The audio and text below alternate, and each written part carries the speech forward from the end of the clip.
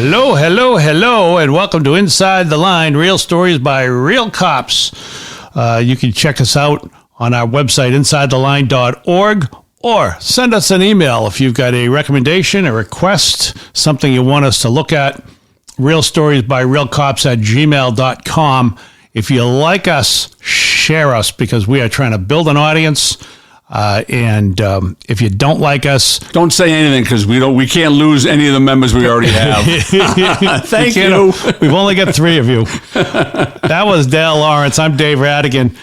Dale's a retired police officer. I'm a former reporter. Dale thinks it's very important that we mention that we're not going to get political. This is not about a political stance for either one of us. If we would have basically, I would tell you this, we'd have 2 viewpoints. Mine would be correct. Dale's would be wrong. But this is about 2 highly charged political scenarios, because today we are going to talk about the use of deadly force by either a law enforcement officer or a private citizen. One of the interesting things about deadly force is that no 2 deadly force situations are ever the same.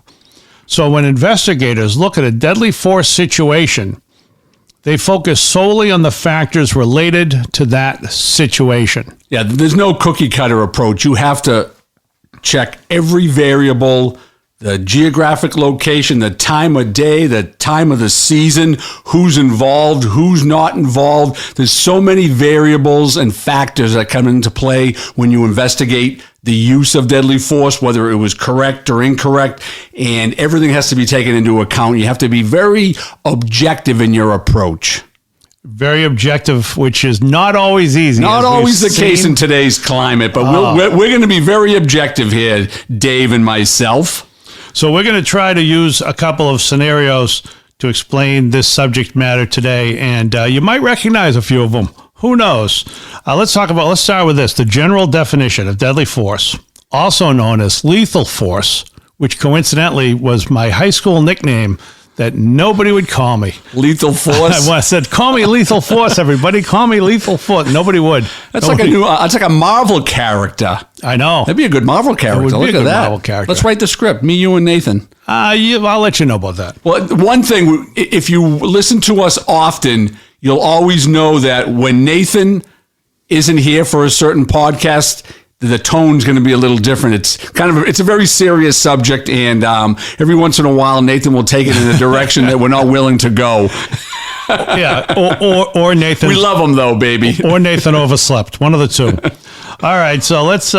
Deadly force, also known as lethal force, is the use of force that is likely to cause serious bodily injury or death to another person. In most jurisdictions, the use of deadly force is justified only under conditions of extreme necessity, as a last resort, when all lesser means have failed or cannot reasonably be employed. This means if you pull a firearm, like, for example, if a cop pulls a firearm on somebody who is robbing a convenience store, who's holding a gun, that's a use of deadly force. And generally, that's acceptable. Yeah, that's that scenario right there with nothing else in the equation. It's very simple equation. Someone pulls a gun on you. Yep.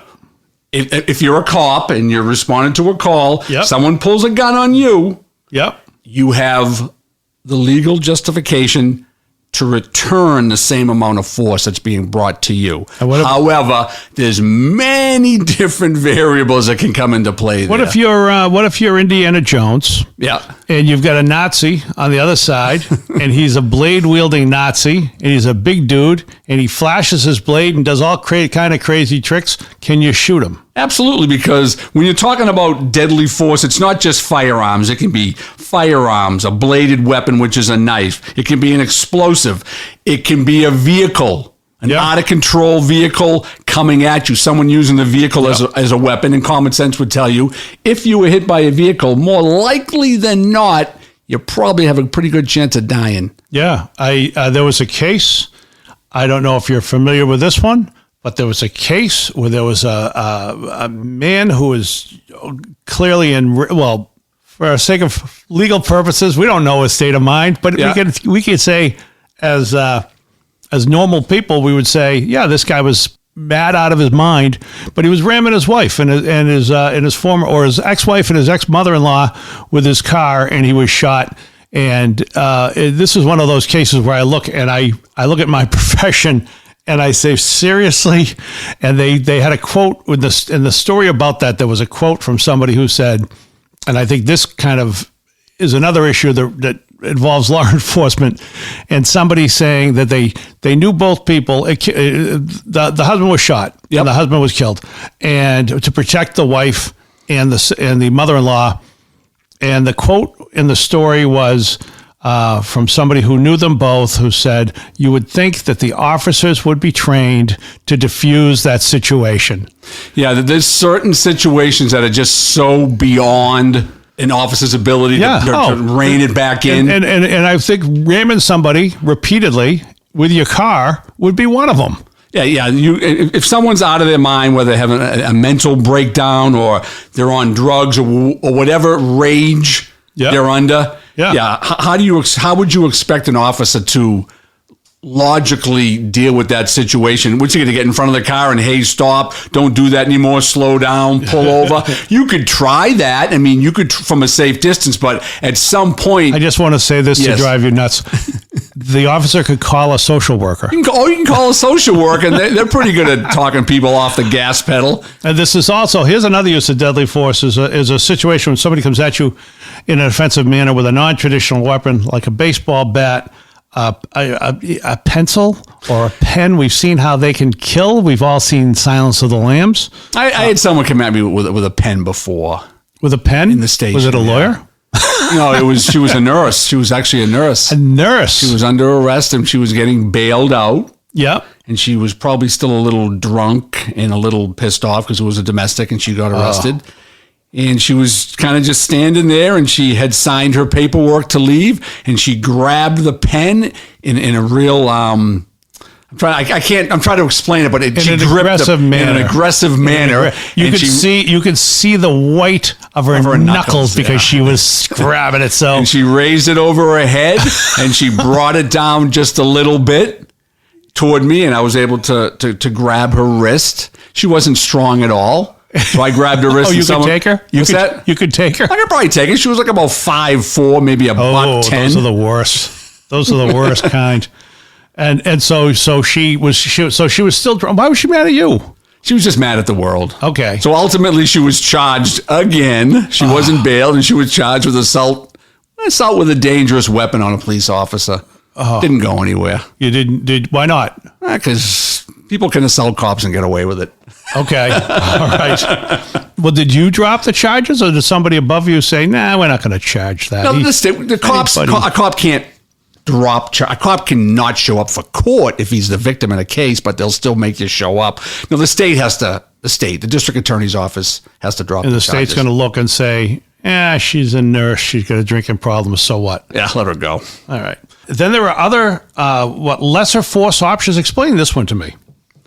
When you lesser force options. So obviously it's called the continuum of force. So number one is officer presence. That's the least force. Just the officer going to a call, whether it's a domestic, whether it's a guy drunk just yelling and screaming in the street. The officer gets out of his or her cruiser.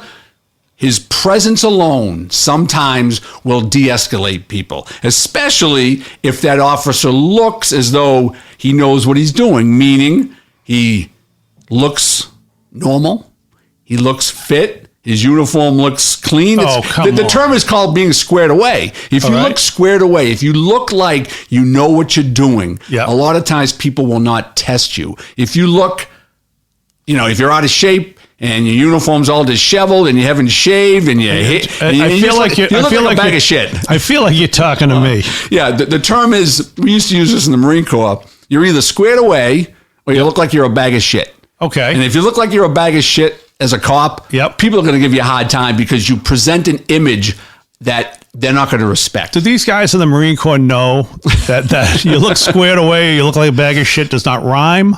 It's not particularly clever. It's just, all right, fine. So presence can de-escalate some people some of the time. Some people some of the time. And obviously verbal commands telling somebody to stop. Is that basically what we're a talking verbal about? command telling them to stop, whether you yell it in an authoritative manner or whether you use verbal judo and you try to pacify the situation, manipulate the situation, use a little, use the sweet tongue, Dave, the sweet tongue. Have you ever tried this? Have you ever tried this when somebody's angry with you and potentially violent and you just point to the side and say, hey, look, is that a bird? Does that ever work? How about empty hand controls? Yeah, empty hand controls is basically you're going to have to go hands-on with someone. You're going to have to try to, you put your hand on their shoulder, you might grab their wrist, you might put it behind their back to handcuff them. Yep, so like if somebody's got a pen and you grab their wrist. Well, yeah, I mean, like I said, a pen could be considered a deadly weapon. However, this nurse that attacked every you situation is different, and in that situation with this nurse, when it was coming toward me, I didn't feel that because she was unsteady on her feet. She still had a buzz on. She was very, not frail, but she wasn't strong. She was kind of just doughy. And I could tell that I was going to be able to handle the situation. Now, a 6'5" guy with a huge pen or something like that, just wildly swinging at you would people. have shot him. Different situation. Could he have been shot? Probably. Maybe. You weren't tempted to shoot the nurse? No, not at all. All right. Less lethal controls, baton, pepper spray, taser. The one that looks very violent, and a lot of I shouldn't say that. Some police departments don't even carry batons because just the vision, like the Rodney King vision of a baton, cops, 4 or 5 cops just beating a person, on their back, on their legs, on their arms. That looks very inhumane. It looks very savage, very primitive. Yeah. So some departments don't carry batons. Doesn't every anymore. baton just get taken away? And don't you just get taken away from every cop? And the cop I've never used a baton in my whole career. I never took it out because. Could you twirl a baton? What's that? Could you twirl a baton when you were in high school? Oh, all right. in the band, in the high school band? Yeah. Well, when you were in pep squad. Yeah. I know at one point, I once went to the Marblehead, has a little police museum. Oh, really? I don't know if they still have it, but they used to have one at the old town hall in the basement. And they had all of these devices that they used to basically use. And the claw is one of them. The claw. Oh, my God. The claw. That's amazing.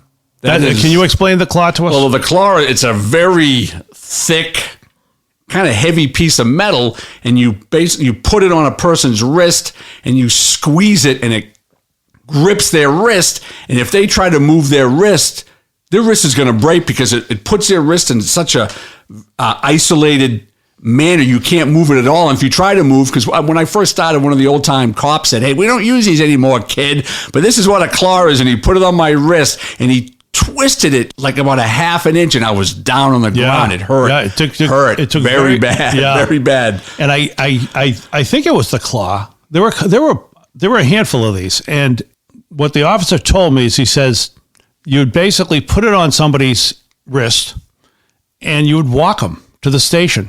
Yeah, absolutely. Especially that was the days when they had the cop on the beat.